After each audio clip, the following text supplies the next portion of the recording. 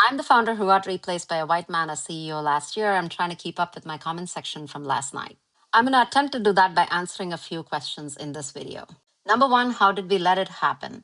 It's not uncommon for founders to no longer have the majority stake in the company after we've raised a significant amount of money. By Series C, the average holding pattern for founders is between 15 and 25%, and we were a post Series C company. Also, by Series C, it's pretty typical for founders to be outnumbered on the board if there are only two co founders. Number two, did I make money? Did I walk away with a lot of cash? Absolutely not. Other than spending 5 years at zero pay and 5 years at 30% pay, we also lost all our equity when we left. Soon after we left, the board executed a 10:1 reverse stock split, erasing practically all the equity we had. After the reverse stock split, they also further went ahead and issued all the equity to the new people so that they made sure that whatever little we had was also gone. In the reverse stock split, we also lost all the preferred shares we owned for the capital that we had personally put into the company as founders. I prefer not to think about the money I lost because that would make sure that I never sleep again.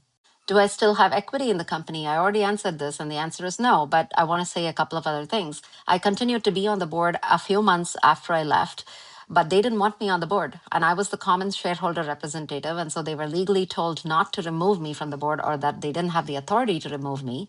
So while they continued to have me on the board, they decided not to have any board meetings and instead conducted business with just private meetings with separate board members. So after a while, just for my mental sanity, I decided to quit the board as well. Number four, what happened to the old company? Well, it's still functional, although I have very little visibility into what they're up to these days. After the founders left, most of the top people left the team. Almost the entire engineering team quit. And I hear that there's a lot of chaos, which I'm not really surprised by. Number five, could we have prevented the situation? Not really, because we had a board that was unwilling to be accountable, even though we couldn't raise money from new investors, especially great new investors, because of the cap table. They were unwilling to recognize that, and instead they shifted the blame to the founders instead. Number six, you said you had trouble raising money from new investors. Does that mean you were bad at your job? Well, while I was CEO, we raised about $60 million in venture capital throughout our journey. So it's not a small amount of money. That said, the way the cap table had been structured all along by the investors that we had on the cap table made our company unfundable. Essentially, we had an unfundable cap table, which meant that it is impossible to attract new monies from new investors going forward. While I'm sure there are always areas of improvement for me as CEO, and I'm constantly willing to learn, in this particular case, it was an issue of the cap table, not of the founders. Number seven, what am I doing now other than sharing stories from the past? Well, I'm building my next company, Final Layer, with the same co founder and many team members from our previous journey, which we are very thankful for.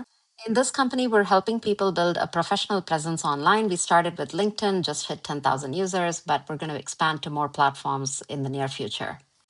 Number eight, how am I doing these days? Am I seeing a therapist? Well, I'm not seeing a therapist. I'm actually doing okay. I'm excited for the new company that we're building. Being an entrepreneur gives you a lot of grit, a lot of resilience, teaches you that bad things happen, but no matter what, it's really important to put your step forward and take that next step. And that's exactly what I'm doing. I'm sharing my lessons here in the hopes that it'll help a few other people. That's all. Lastly, what are some mistakes we made and what would we do differently? Well, this video is long enough, so I'm going to do that in a different video another time.